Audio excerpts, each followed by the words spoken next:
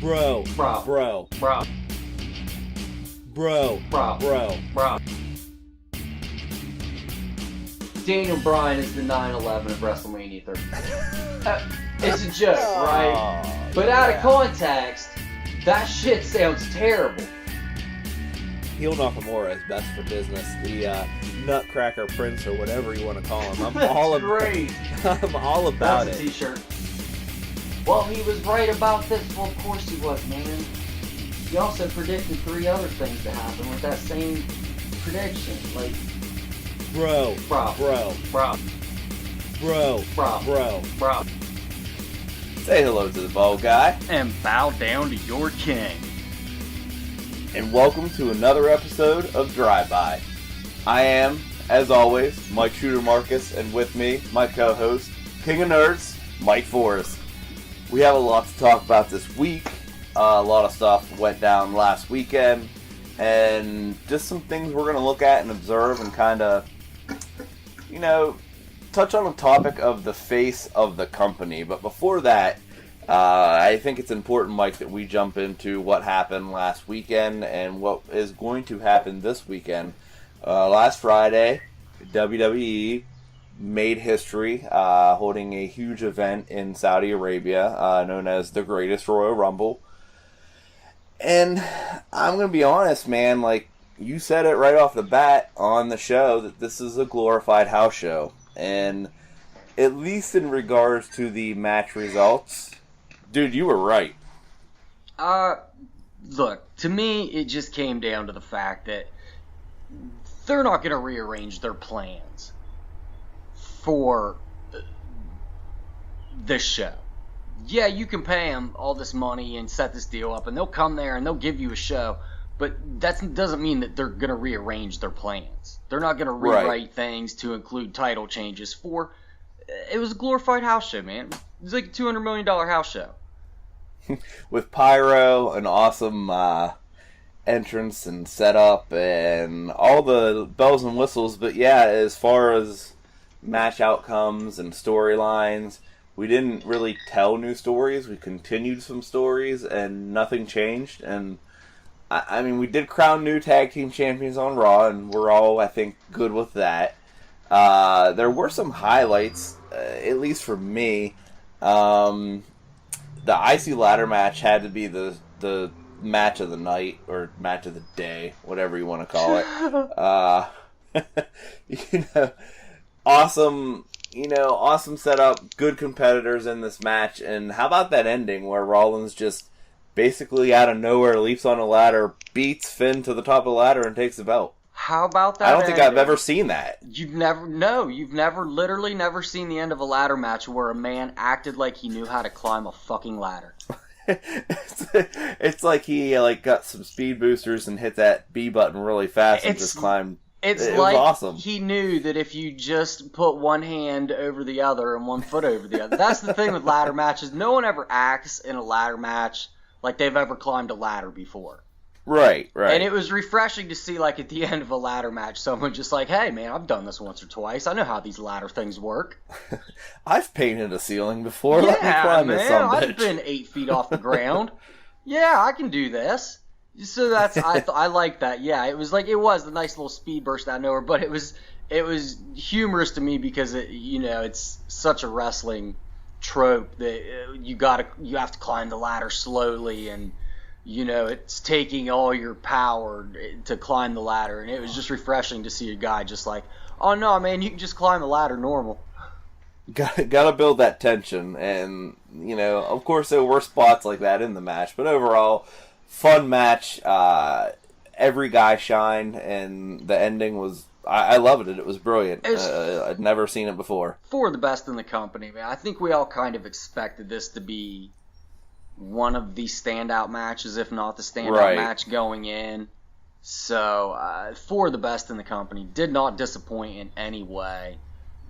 Outstanding match by all of them. These are all 4 of my, I praised these 4 guys numerous times on this show. Absolutely. Before. Absolutely. Same here. Yeah, so, this was a great match by all 4 of them. I was not disappointed in any way. Neither was I. And you look at the WWE Championship match, AJ Nakamura I have written down more of the same, but that's not a bad thing. I think this match was slightly better than the WrestleMania match, which I enjoyed. We have heel Nakamura doing his Nutcracker Prince impression, and we're continuing that storyline. This goes to a dusty finish, if you will, a double count out. So we continue this story, and like I said, if we're gonna fill time, yeah, let's throw AJ and Nakamura in the ring and let them have a match. I'm all for it. Yeah, I mean, honestly, if you want to look at any of these matches as time fillers, they were all pretty good time fillers. Yeah, I mean, would that's agree. also, a house show basically is just a time filler card, right? Yeah, I mean, more times than not. But these were all solid, great matches. This is a pay-per-view level house show. So, not to take away from it. It sounds when we say that it's a house show like we're taking away from it. It wasn't. This was a very good show. I enjoyed watching it. It was a lot of fun. Yeah, it was a lot of fun. It just was a house show, So it sounds like we're taking away from it. We're really not. These were all very good matches. Man, just to turn on WWE Network at 2 in the afternoon and watch a really good match live. Right. That's awesome.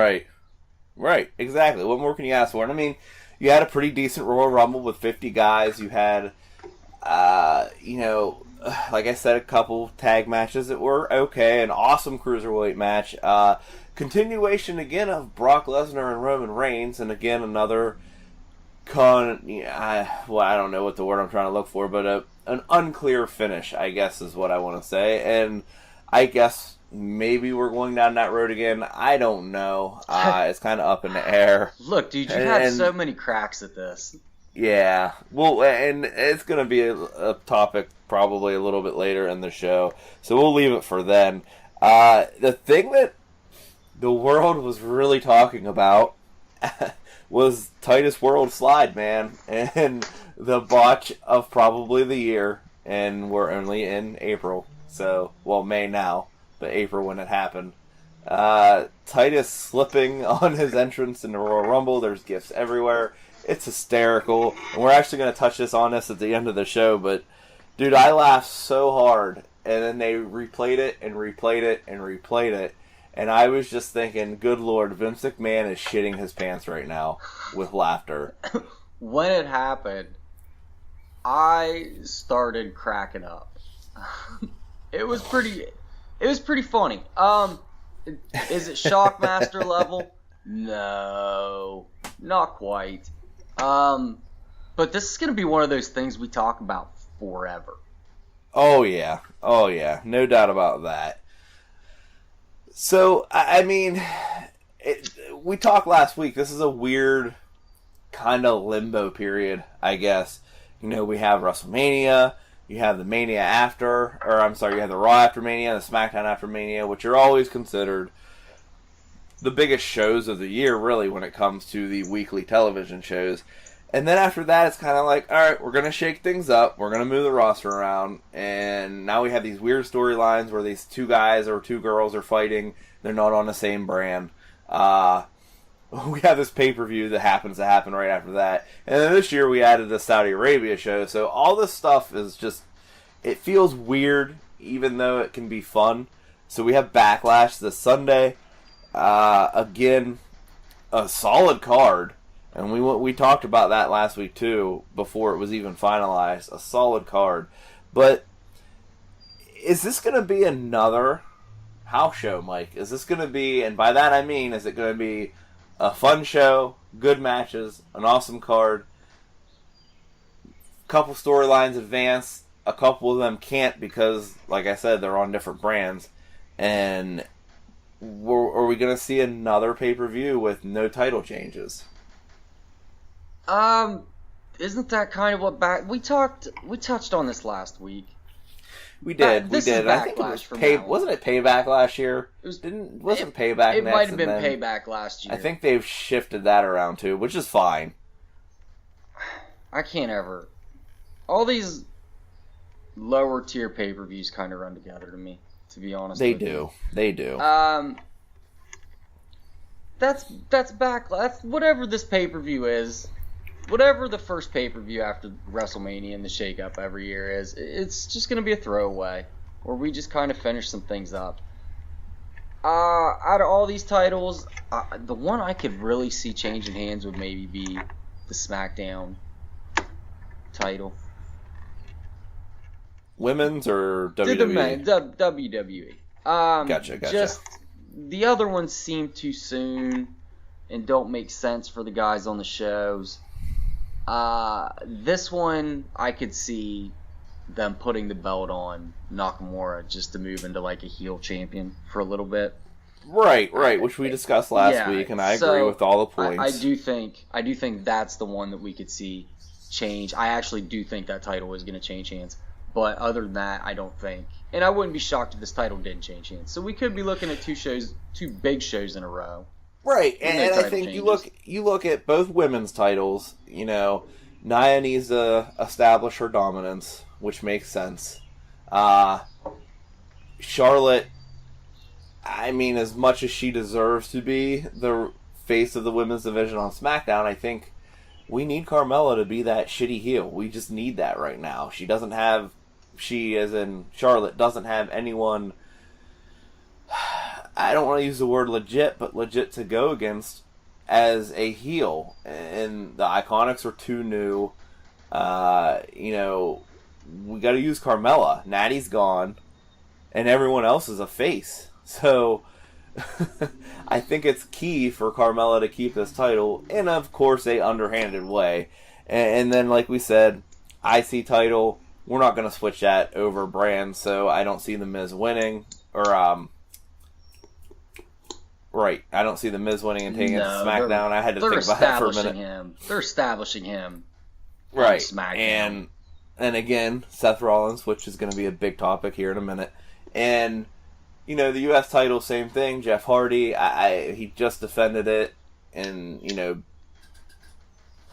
in Saudi Arabia, gave Jinder Mahal a virtual whisper in the wind, or whatever that move's called, where, you saw that ghost bump, right? Yeah, I saw it.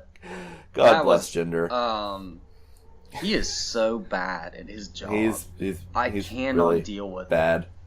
I don't know how you can be put in a spotlight and actually progressively get worse, but I think he's found a way to do that. So I don't see that changing. So yeah, I'm with you, man. The only one I really see making a switch could possibly be the WWE Championship. But I even question that because, we have Joe going after Roman. That's true. They brought in new heels. And then it seems like Joe's going to chase that title, and man, wouldn't an AJ Joe program be something fantastic on WWE television? But maybe we throw Nakamura in there as well. I don't know. See, it's a weird, like the shake. Like, I think if Joe hadn't gone to SmackDown, I'd be more inclined to say, yeah, I think this is when Nakamura gets that title. But then I think, well, maybe not. Maybe this is not his time. But then when is his time? See, there's all these questions I have that all of this shake up and the multiple matches are just kind of throwing everything out the window, man. I think this is a thought that just came to me. Does Nakamura win a title? Does Joe ever win a title? See, that's another good question too, man. Don't get me wrong, as fans, we're like, yo, these guys deserve it. Yeah, you know my stance on the deserve word. Right. Yeah, I'll give you that. These two guys probably deserve it, right? But just because someone deserves it or someone's been there, like, look at all the people that never won the title. Okay? So, yeah, that doesn't necessarily too many to list in this segment. Yes, too many to list in this segment. All-time greats. All-time greats. It's just that not everyone gets to be champion, man. And just because we've got two shows now and the ability to do it, I'm sorry, but we live in a time where AJ Styles is a thing. Daniel Bryan is a thing. Right. I would say The Miz probably is more deserving of it as a heel than Joe or Nakamura. It's just what it is. So, that's just a thought, maybe. Maybe these guys are never really, serious title options in WWE. and that is a possibility, and that's why I'm kind of sitting here thinking, like, man, I don't know, like, which is making me more inclined to go with AJ. And again, if AJ wins, then it has to be the end of Nakamura's chances, unless there's some weird finish again. It's the same thing with Brock and Roman. Like, how many damn times is Roman going to get a shot to not win the Universal title? It has to eventually come to an end. So I'm still, I won't put a selection on here now, Mike. I can't do it. I'm still thinking about this one. Yeah, I'm kind of like maybe convinced myself that I'm not sure now. So it's a tough one. But also another guy that I think is near that picture, not nearly as close as obviously Joe or Nakamura, but is Daniel Bryan. And that's just because it's the obvious choice. An AJ Daniel is a dream match. Nakamura Daniel Bryan is a dream match, which they got for free as a dark match. I'm not sure if you were aware of that after SmackDown this week. So I did see that. Yeah, which just blows my mind. But hey, you want people to stick around for 205 Live? Have Daniel Bryan and Nakamura have a match afterwards. Done. But so that brings me to my last question about Backlash and us touching on Backlash is, does Daniel Bryan put over Big Cass to give Cass the heat and give? No. Is this a heart? Is this a heart or a head answer, Mike? This is like the hardest no I've ever given you. Like, this is a hard no. This is a heart and head. No.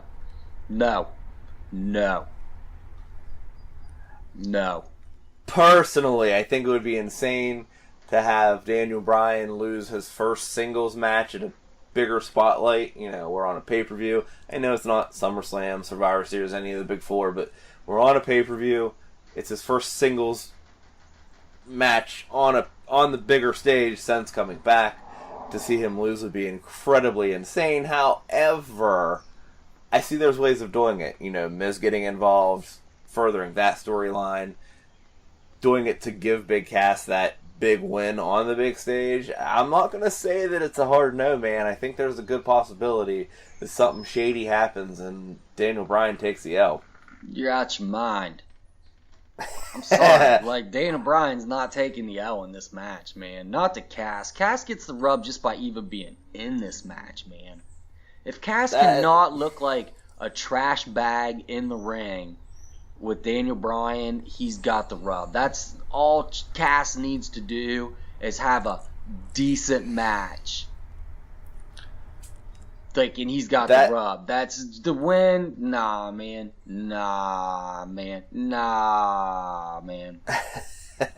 It's a fair point, and I hope you're right, Mike. Believe me, I don't want to see... No offense to Big Cass, dude, but come on. We've had this discussion, man. Yeah, like, no. Like, I don't want Joe Basketball from the Memorial Day tournament court to just come over and beat Daniel Bryan. I just don't want that to happen, man. Eastern Michigan offered me a partial scholarship. All right, man, but we're both playing at the fucking Y right now, so why don't you just pass me the ball and shut up?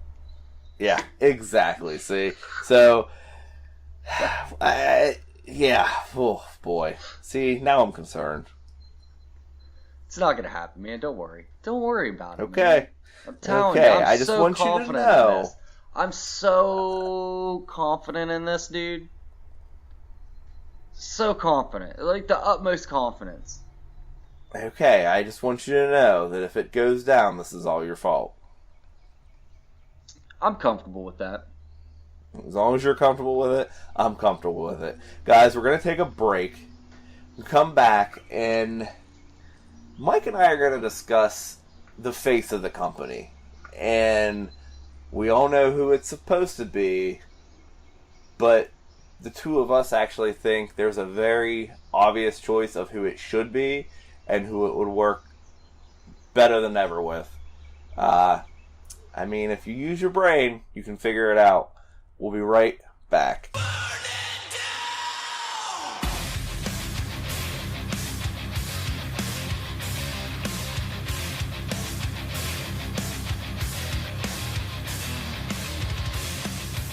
Welcome back to Drive By, everybody. Once again, I am Mike Shooter Marcus. With me, King of Nerds, Mike Forrest. We are the Mics on Mike. See what I did there, Mike? Mm-hmm. I see what you did there. The Mics on Mics. That was my idea. Love it. I just want everybody to know I came up with that. And he used it. You did. I did. Uncreative fuck. Hey, this is our show now, so we share things. It's technically still your show, man. I'm just the guy that brings the dick jokes. Mike, you do more than that. You also bring the erotic asphyxiation jokes. I do bring some dope-ass autoerotic asphyxiation jokes. I think that's like a underrepresented sector in comedy. There's not enough jokes about people that like to be choked either by hands or a belt or some kind of device while masturbating. You're very, very right about that, Mike. But speaking of underrated, see that segue I just put in there? Yeah, it would have been better if you could have been like, speaking of masturbation. Speaking of masturbating with a belt around your neck. Let's talk about the face of let's talk about the face of the company. And we all know that the large majority would assume, and I think they would assume right, and we all in the internet wrestling community and fans and hardcore fans, casual fans alike, talk about the fact that Roman Reigns is the guy that Vince McMahon wants to be the face of the company. But you and I have talked, we've talked with the MVPs, and it's becoming clearer and clearer who the face should be. Now, there's plenty of names. You know, you look at guys like Braun Strowman, AJ Styles, Finn Balor, you know, Daniel Bryan, even a Rusev. These are all guys that could possibly fit into, you know, that mold. They're like some of the most over guys on the roster. They could probably be considered the face of the company, but there's one guy I didn't mention who is clearly leaps and bounds above Reigns in the fans' eyes.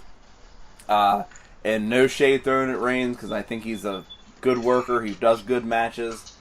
But... and has the ability to be a top guy. Not, 100%. Like, let's stress 100%. that. We think that he is a top guy 100%. And we both clearly understand why Vince wants him as the face of the company. It totally makes sense. I get it. I'm not upset by any of it. There was a point where maybe I was, and I'm not at all now. But Seth Rollins. Seth freaking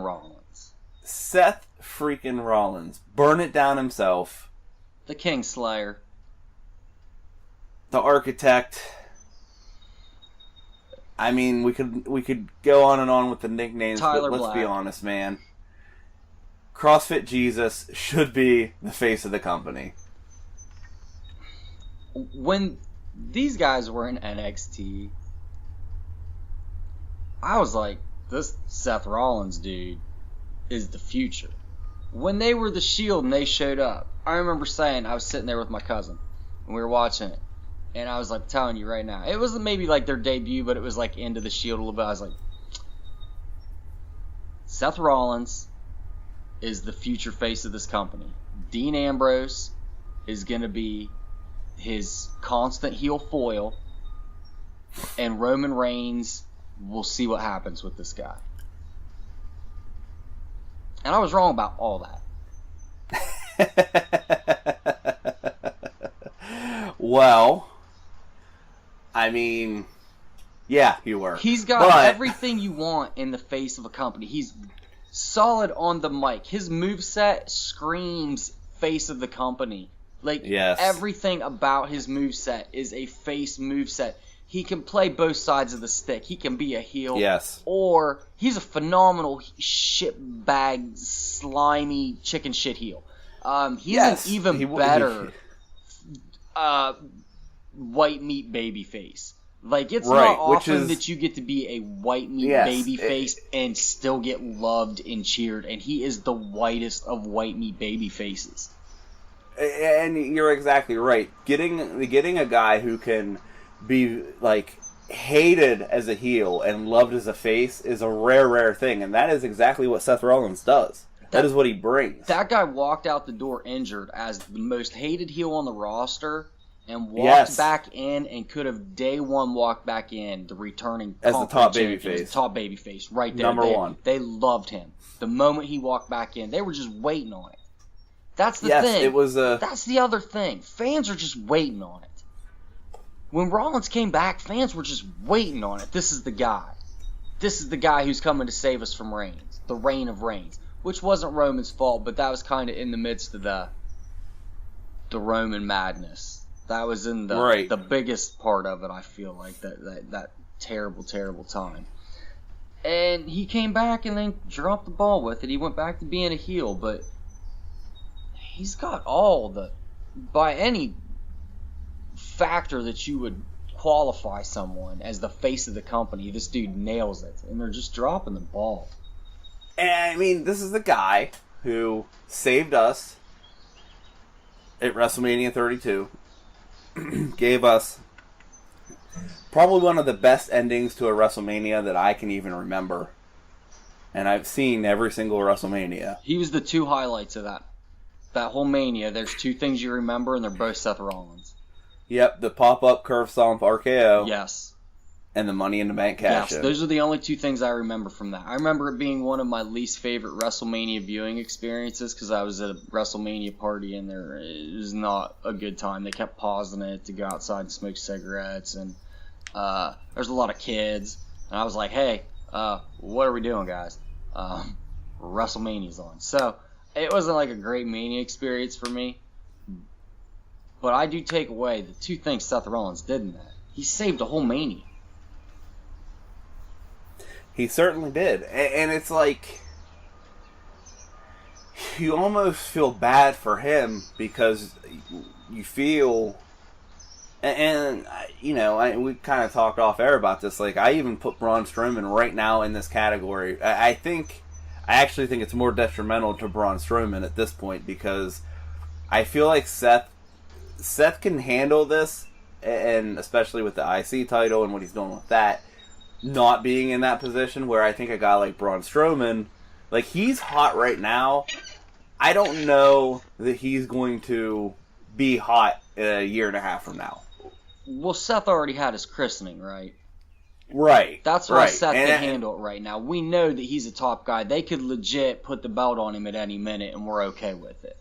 Right. Braun needs his, like, moment. And if you don't... Because it's been out of reach, man. Yes, it's been out of reach, and if you don't give him his moment, it's gonna be too late. It'll be... Not that, like, this is kind of like an out there example, but it'll be like Dolph Ziggler, where, like, you could give Ziggler his moment now, but it'd be too late. You know what I mean? Right, and 100%. We're not quite there yet with Braun, but, like, he needs it. You need it to capitalize on this momentum he has right now. Right, and with the massive momentum he has, and, you know, this is, again, no shade on him, but, like, he's improved tremendously. He's fun to watch. He's got this humorous persona, and he's a monster. But all that stuff that we like him for can be stuff that if things don't go good, people are going to turn on him for. Especially when he should be able to legit probably destroy anyone he goes against in that ring. And he's not a champion. He needs to be a champion, and he needs to be a champion fast. And he could fit in that phase of the company. But when you're looking at a straight marketing standpoint, it's Seth Rollins, man. And there's not even a name that I can put above it. Especially at this point in time, watching the product, watching the fans react. When that theme music hits, and the crowd yells, "Burn it down," it is one of the most impressive things I've heard in a long, long time when watching crowd response to pro wrestling. Yes, and this dude he's got the look that you want. His merchandise is brilliant. Right? Monday Night Rollins is genius. That's like Raw is Jericho level brilliant to me. It really is. His merchandise is just hot like that. He's got the way his outfits. This dude knows how to market himself. Like, he's coming up with outstanding ring attire. They're putting out other than the flame pants, but they're putting out a new action figure of him like every 3 months now, it seems like. Right. The dude has everything you want, man. He is the it factor. And it just blows my mind that they're just so damn stubborn with this Roman thing. And again, I get it, and I'm not saying Roman's not a top guy, but this right here, this is a guy that could go on the Today Show with a grin on his face and could charm, a stay-at-home mom that's sitting at home watching the Today Show. Roman, I don't feel like Roman wants to do that. Roman, see, and this is where, and I don't think that the automatic fix to every problem with a guy is to turn him face or turn him heel. You hear that a lot, like, well, just turn him heel, it'll be better, or just make him a good guy, it'll be better. It doesn't always work like that, but Roman is one of those cases where I legit feel like there's no question that this man would be a badass heel. Have you ever heard this dude on a podcast or something, or like an interview? Yes. He's openly said, like, I'm not like a terribly approachable person. He said, I'm a nice guy, but like I'm not really like a nice guy. He is what them in the business would call a natural heel. Yes, he's not a people person. And he comes across as... He can come across, even when not meaning to, as cocky and arrogant and smug. And I don't... It's nothing like I'm saying against the man. I know people that are very nice people that can come across like that when you don't know them personally. I am one of them right now.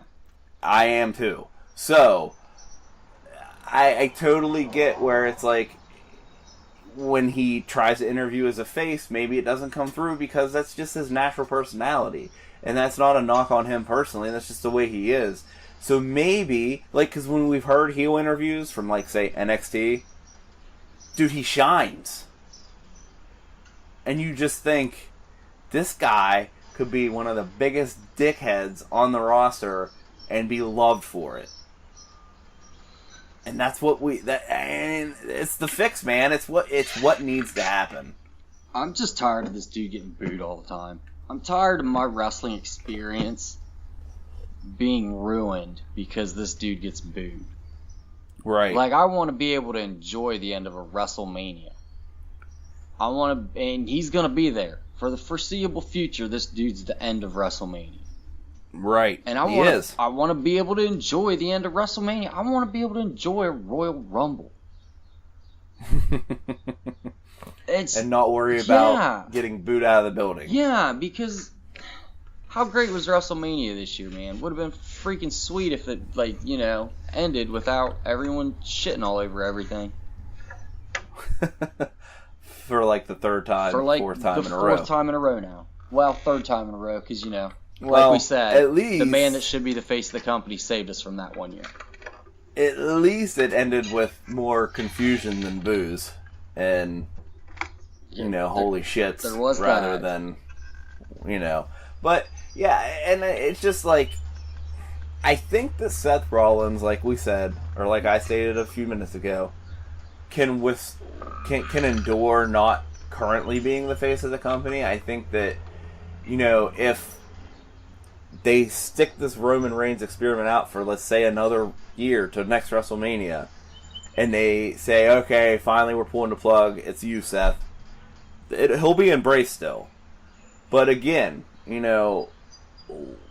he's high now, he's hot now, it's the top of his game right now. I'm not saying that his game can't get any better, because look at a guy like AJ Styles, who is doing the best wrestling in his career, and he's 40 years old. So, that doesn't mean that if it doesn't happen for Seth today, that it couldn't happen 4 years from now, and people embrace it and it be the way that it should be now then. But, man, these windows can close, and injuries happen, and, I attribute some of Seth's things with his body breaking down to his CrossFit workout. It's hard on the body, man. it's high impact, and they have a high impact job as it is. Man, those CrossFit dudes are always getting hurt. The CrossFit wrestling guys are always getting hurt. And it's, I know a little bit of a peek behind the curtain. Like, I know about exercise. You wouldn't know it by looking at me, but I do know about it. I studied exercise physiology. Hey, man, you used to be pretty buff. I used to be, before I had kids and, all that fun stuff. You sound like a woman. I know. Well,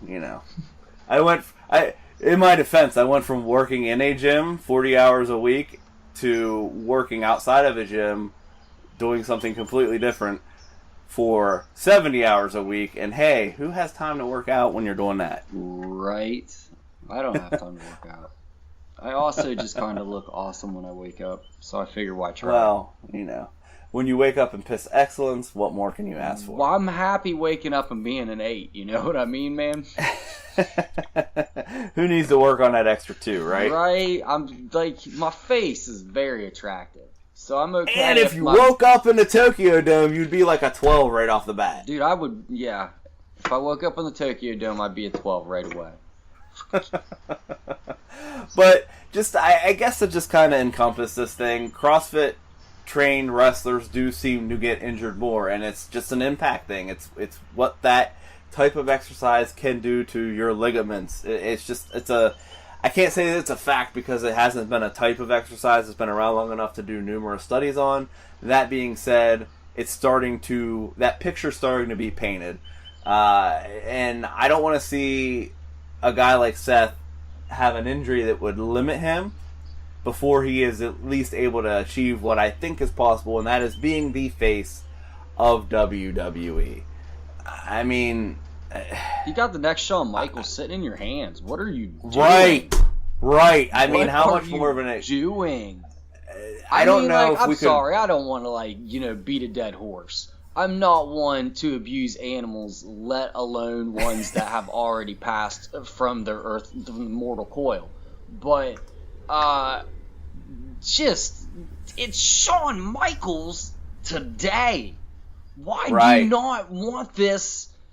What, you prefer that people boo this dude instead of having this other guy cheered? Because that's what will happen. Like, this dude will get cheered and make you lots of money. Well, imagine how much he's basically the face of Raw right now, right? Basically, 100%. Basically, so why not just pull the trigger on it? Make him the face of the whole damn company, man. Well, Roman's on Raw. Roman's not even the face of the show he's on. This dude is the face of the show that Roman is on, yet Roman is still the face of the company. How is that possible? Yeah, I know. And that's the thing. Like, maybe what we can keep in our back pocket as a hope, if you know about, like, Shawn Michaels and the company, there was a time where Vince McMahon was like, that little guy will never be a champion. And look what Shawn Michaels became, because he was persistent, he showed what he could do in the ring, and the fans loved him. Maybe that will happen with Seth, because let's be honest, Seth Rollins, and this is obviously no offense to Shawn Michaels, I know he's your favorite wrestler, he's one of my favorites, but Seth Rollins is Shawn Michaels with a 2017, 18, 19, whatever you want to call it, moveset. Yeah. It's an updated moveset. Yeah. It's newer things. Not that Shawn couldn't do them, but they were things that Shawn didn't do because maybe they weren't around, and or a better backstage attitude. Right, and exactly. An updated moveset and a better attitude. The sky is the limit with Seth Rollins, and the sky couldn't even hold down what could happen with him as the face of the company. Maybe we'll see it. I think, man, I'm going to be honest with you. I think that this whole Brock Lesnar, Roman Reigns situation and what's been going on has to be a clue that maybe things are going to go in a different direction. I don't know for sure, but my fingers are crossed. And I hope, for Roman's sake, that he still can achieve what they want him to, but maybe just not as the face of the company. Yeah, I don't wish anything ill for Roman. I just think that there's a better spot for him to be used. I don't know. I'm kind of hopeful that him losing at WrestleMania means maybe they're going to move forward with someone else. Right. The thing is, they just keep throwing Roman at Brock. And giving these excuses like, oh well, Roman technically won. So I feel like even if he does beat Brock, it's going to be lackluster. It reminds me of in WCW. I was a big DDP fan, right? I'm also a big Kurt Hennig fan. Remember the little feud, and it was like the DDP climbing the totem pole there, trying to get that U.S. title for the first time? Right. And it was like they had a match every Nitro and Thunder for like 2 months. They had like 7 matches, and then finally DDP wins one, and everyone made it like it's a big deal. Well, no, man, it's not really like he beat you 7 times or 6 times before this, dude. Like, law of averages says you're gonna win one of these, right? So, right. You have to be careful with that, man, because I was a big DDP fan, and even I was like, man, yeah, of course. We got 7 matches with him. Of course, you're bound to win one of them finally. And you can't really even count these first 2 as the first 2 losses because we go back to the Seth Rollins cash-in. Roman ate the pin there, so he didn't pin Brock. Brock gave Roman, man, it just all looks bad. Yes, it's not a good look. It's hard to, while I was one sitting here saying how funny it would be if Roman didn't win, and he didn't, at the same time, now we're like, okay, well, we need to move on. But we now are smart enough to know, and knowing the numbers, Brock's not losing that title before he breaks Punk's record. It's just what's going to happen. Oh, yeah, that shit's happening. So whoever, I don't know what the time frame is. I know it's around Money in the Bank. If that record's not broken before Money in the Bank, whoever he does face, because there's a rumor there will be a match for that pay-per-view with the Universal title, whoever he faces is not winning if that record's not broke by then. If the record's broke by then, I think all bets are off. So we will see. It's a matter of time, but I think if it's not Roman, then it needs to be, because like I said, Seth is in that IC title and doing a very good job with it. Then I think it needs to be a Braun or a Balor, and then we can transition to Seth down the road. And I think that's a lot of good storylines that we can have, and we can throw Roman in there to get that shine and see what happens there. But, man, I think we need to close the book on Roman as face of the company and move on to one Kingslayer, Seth Rollins. Agreed. Also, would like to give a shout out to Jim Vest. He's the one that kind of put this topic out there for us. Yes. I'm sure he will be listening to this with bated breath as he does every week. Yeah, and hopefully, man, he is. And, hopefully let us know what, Jim, you're listening. Let us know what you think. And start a discussion on our page, man. We'll get it going. But, Mike, I think we'll take a break now and come back. And, as always, to our favorite new segment, Who Says Something Dumb? And there's some killers in this one, Mike. Who said something dumb? Who said something dumb? Yeah, who said something dumb this week? Woo! That's our theme song for it, guys. It's close, but anyway, hang tight. We're gonna tell you. We're almost there. We're gonna tell you who says something dumb, and hopefully you get a couple laughs out of it, guys. We will be right back. 60% of the time, it works every time. How's the fucking prison on planet bullshit in the galaxy of this sucked camel dick?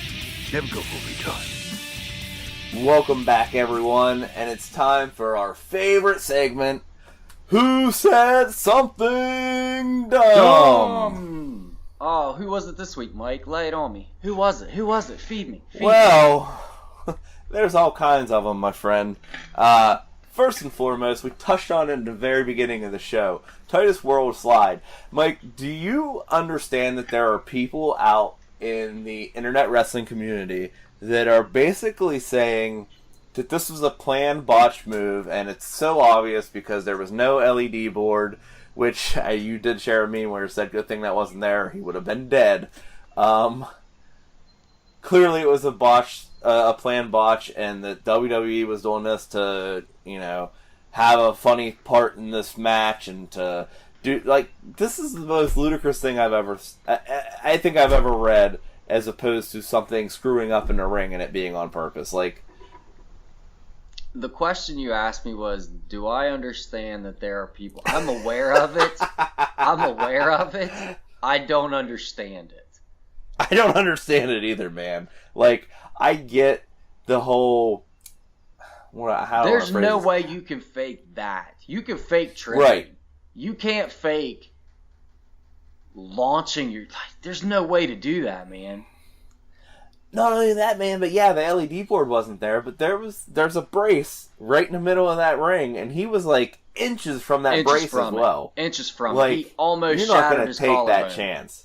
You're not going to take that chance to make people laugh, and it's not going to be a planned corporate thing. And from everything that I've read and heard, Vince McMahon was laughing so hard that he was nearly in tears, and that just brings happiness to my heart. That sounds like something Vince would laugh at, doesn't it, though? Oh, yeah. it was... Supposedly that was also why they replayed it several times through the day, because Vince said, "Show that again! Show it again! Ha ha ha!" He tripped and fell. Gotta love it. Gotta love it. Like a but speaking of the greatest Royal Rumble, another thing that is just hysterical to me, but also says a lot about, I guess, a difference. I guess it really doesn't reflect difference in culture, but just difference in how in tune we are and how out of touch different cultures can be. The Prince who booked or paid for this greatest Royal Rumble apparently requested certain wrestlers be there. I love this. Along with The Undertaker, which we now understand why he was there in a casket match. They also requested Yokozuna and Ultimate Warrior. I guess putting those three together makes sense. Oh, that was so wrong. But, man, two of the three are dead. And, like, not like all of a sudden dead, but like over 2 years dead. This is so funny to me. I just love this story so much. This dude probably watched wrestling 20 years ago when he was young, and now he's like a billionaire, and was like, man, I really loved Yokozuna and the Ultimate Warrior. Can you bring them? The sad thing, they tried to get. Do you think he knew that guy wasn't Yokozuna? Well, I was going to bring that up because it is being kind of lobbied and tossed around out there that was one of the reasons that Sumo made his appearance in there, and I don't think, I don't think they thought he was Yokozuna because he looks nothing like Yokozuna other than being a fat sumo wrestler. But like, I think they probably broke the news softly. Said, "Hey guys, we would love to bring those characters over for you. However, both of them have passed away, but we'll see what we can do." And that's where they got this guy. Who do you think was their Warrior replacement? Hornswoggle. Yeah, I was thinking that too. That's a fair. Hornswoggle. That's a fair trade. It's better than the Renegade. I would kind of feel like most of the people who work with Hornswoggle would probably say he's a better in-ring performer. He's clearly a better in-ring performer. He's better in-ring performer than Hulk Hogan. And this is coming from someone who was a diehard Warrior fan as a kid, so there you have it. I liked him briefly. Well, I think bright colors, Yeah, there loud was like music, a brief running period energy where I was like, okay, I'm down with this guy. And then what? I don't know. At a certain point, I was like, I'm so not down with this guy. Yeah, it's hard not to be when you're a kid. Something else that I read. We'll move on from that. And this I just sent to you last night before doing this call sheet, Mike. Dave Meltzer, our buddy Dave, Uncle Dave, Davey Boy, is kind of throwing, and maybe it's just the way it's being reported and not really the way he meant it, but it sounds like he's trying to throw shade at WWE for like, and I think this is ludicrous, but basically he's saying with the idea of Raw and SmackDown going to Montreal, and this is a quote from him, there was some sleight of hand there because what happened was SmackDown had way more tickets sold because Sami Zayn and Kevin Owens were on SmackDown, then they got moved to Raw. So a lot of people who bought SmackDown tickets instead of Raw tickets bought Raw tickets, but they already had SmackDown tickets. So both shows did quite well. That's why SmackDown did a much better crowd than they usually do.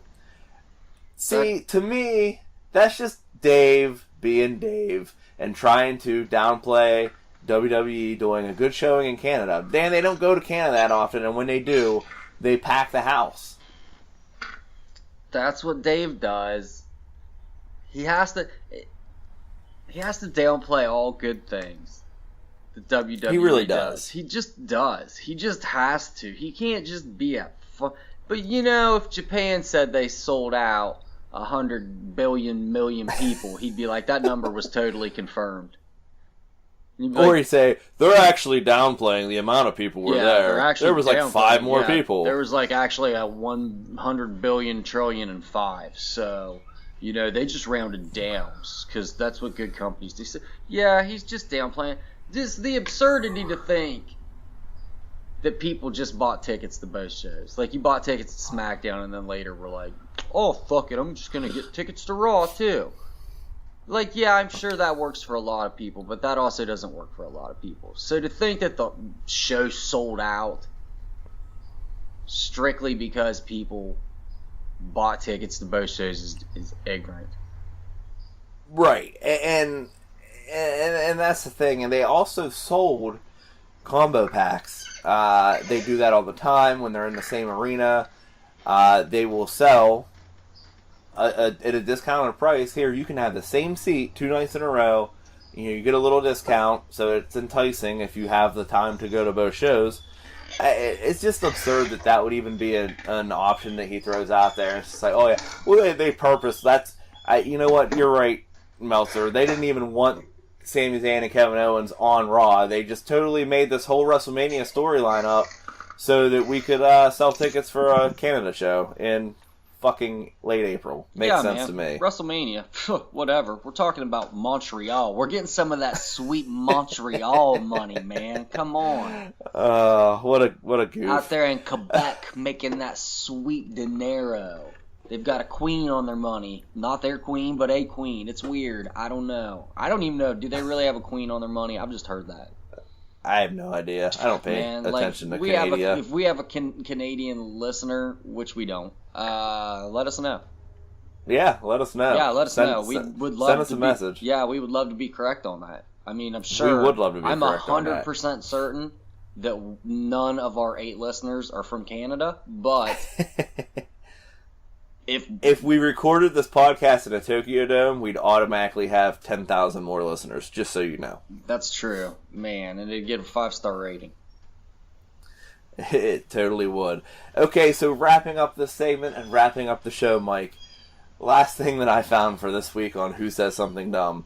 Ringside News. The writing of this article is credited to an H. Jenkins, so I like that there's no first name with this. He's writing an article. What a douchey thing to do. Yeah, it really is. I'm M. Forrest. He's accusing, he's going on to say that WWE's been accused of doctoring things to make things look how they want it to look, which, we've talked about this, it's a TV show, that's what they should do. But this is where it goes off the rails, and this is where you see these dirt sheets and these wrestling news, I used air quotes, it's a podcast so you can't see it, but wrestling news sites just reaching for a story and reaching for clicks. The title of the story is WWE faking camera flashes during matches on Raw. And there's basically saying how they've done things to make the environment what they want, and this is another example that they're using fake camera flashes so it looks like stars are more popular, to help the fact that cameras on phones don't take flashes anymore, which is not true at all. All cameras have flashes. This guy's a moron. And there's actually a link to a video where someone's trying to show this, and you see lights flashing in the lighting rig above the ring. The funny thing is there's also a video of Seth Rollins and Finn Balor's match, which is where this other video is taken from. It's a different angle, and you can literally see someone standing up in the crowd using their phone to take a picture, and guess what happened? Did it flash? There's a fucking flash. So, the lighting rig video, you do see things flashing, but the best part is, and I gotta give the guy credit because it's on the site, and it only has a first name, but user Brandon just wrote this. You idiots. They are remote flashes linked to WWE ringside photographers. The flashes are timed to capture the light to the photo from all sides. They are not manipulating camera flashes. How desperate can you get for an article headline? Way to go, so Brandon. Good on you, Brandon. But yes, this is, in case you're wondering, not just WWE, but sports in general. They have photographers. They have lighting rigs set up so that when these photographers take pictures, they flash to light the whole area. It doesn't blind the guys. It doesn't blind the athletes. It doesn't blind the performers. It lights up what they need to take a picture of, and they get a good quality photo. Are you kidding me, Ringside News? Come on, man. I feel like that's something Ringside News would know. You would think, but, apparently they're not quite in the know as they claim to be in the know. And I've called these guys out on their Facebook page numerous times, and yes, you have. They either don't respond or they always respond with I'm doing this and what are you doing? And I'm just like, well, I'm doing a podcast I kind of do the same thing. It is relatively new, and we're doing things, man. Sorry that we're able to get a sooner foothold on it, but at least we don't make shit up. Yeah, sorry that you were on Facebook in 2010. Doing wrestling stuff. And I just started in 2017. Suck it. Yeah, we don't report fucking fake news. Oh, I hate saying fake news, but we don't report fake news. Exactly. Well, Mike, I think that pretty much covers everything I had for Something Dumb. Everything I had for this week's show. You got anything more that you want to add? I don't have anything more that I want to add. I always think I'm going to have something snappy to add here at the end, and I never, ever, ever, ever do.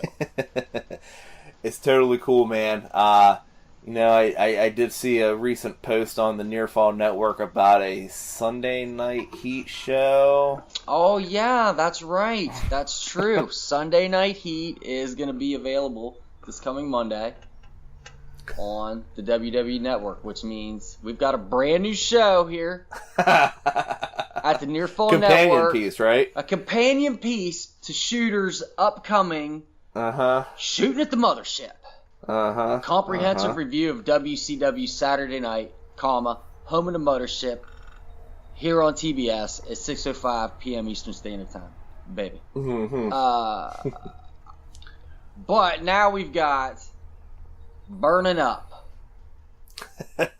an in-depth dissection of WWE's Sunday Night Heat on USA Network.